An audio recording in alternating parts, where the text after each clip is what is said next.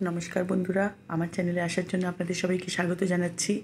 আজকে আমি আপনাদের জন্য নিয়ে এসেছি চিকেন কারি রেসিপি। আর যদি আমার চ্যানেলে আপনি নতুন বন্ধু হন তাহলে চ্যানেলটিকে সাবস্ক্রাইব করতে কিন্তু ভুলবেন না। আর ভালো লাগলে লাইক কমেন্ট শেয়ার করবেন। ভালো ভালো রেসিপি দেখার জন্য চ্যানেলটিকে অবশ্যই সাবস্ক্রাইব করে দেবেন। তবে দেরি না করে দেখে নেওয়া যাক। প্রথমেই আমি এখানে কড়াইতে সর্ষের তেল নিয়ে নিয়েছি আর কেটে রেখেছি আলু। এরকম বড় বড় সাইজের করে আলু কেটে নেবেন আর একটু আলুটাকে লাল করে ভেজে নেবেন। আর এখানে আমি নিয়ে নিয়েছি তেজপাতা আর পেঁয়াজ। কড়াইতে তেল দিয়েছি, তেলটা গরম হয়েছে, তেজপাতা আর পেঁয়াজটা দিয়ে দিয়েছি। এবার পেঁয়াজটাকে একটু ভালো করে ভেজে নেবো লাল করে।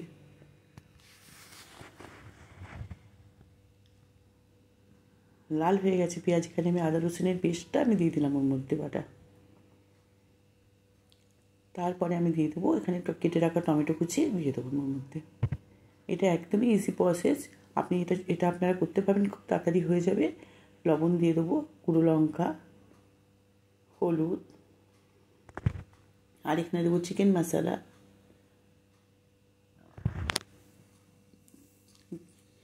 গরম মশলা,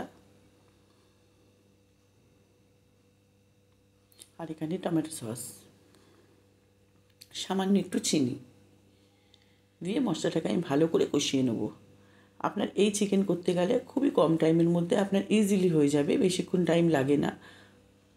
আপনারা দেখবেন এইভাবেই ঠিক করবেন। টক দই ফেটিয়ে রেখেছিলাম, আমি কিছুটা টক দই ওর মধ্যে দিয়ে দিলাম, দিয়ে আমি মশলাটাকে ভালো করে কষিয়ে নেবো একদম, যতক্ষণ না মশলা থেকে তেল ছাড়ছে। এবার আমি চিকেনটাকে এখানে ম্যারিনেট করে রেখেছিলাম, এর মধ্যে আমি একটু তেল, একটু হলুদ, একটু গুঁড়ো লঙ্কা আর লবণ দিয়ে আমি ম্যারিনেট করে রেখেছি 1 ঘন্টা আগে। আপনারা এভাবে মশলার মধ্যে মাখিয়ে রেখে দেবেন এর মধ্যে, চিকেনের মধ্যে। আর ওটা আমি দিয়ে দিলাম এর মধ্যে চিকেনটা। আমি এখানে চিকেনটা বেশি নাড়াচাড়া করবো না, আর চিকেনের উপরটা আমি আলু দিয়ে দেবো। আলুটা একটু সামান্য ঝোলে চুবিয়ে দেবো, ব্যাস। আমি এটাকে চাপা দিয়ে পুরো করবো, আর কিচ্ছু দেবো না, জল টল আমি এর মধ্যে কিচ্ছু দেবো না। চিকেন থেকে যেটুকু জল বেরোবে ওইটুকুতেই আলুটা সেদ্ধ হবে, আমি এক্সট্রা কোনো জল এতে দেবো না। আমি চাপা দিয়ে দিলাম চিকেনটা। কিছুক্ষণ বাদে আমি ঢাকনাটা খুলবো, দেখবেন আমাদের চিকেনটা কেমন হয়।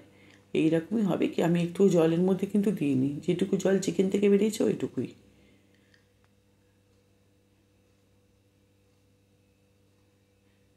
আলুটা আমার সেদ্ধ হয়ে গেছে।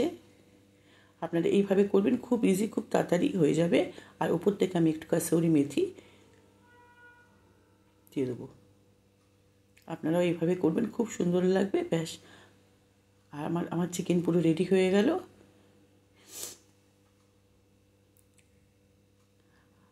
আপনারা ভালো থাকবেন, সুস্থ থাকবেন, সাবধানে থাকবেন। আবার পরে নতুন রেসিপি নিয়ে আসবো, ততক্ষণের জন্য বাই।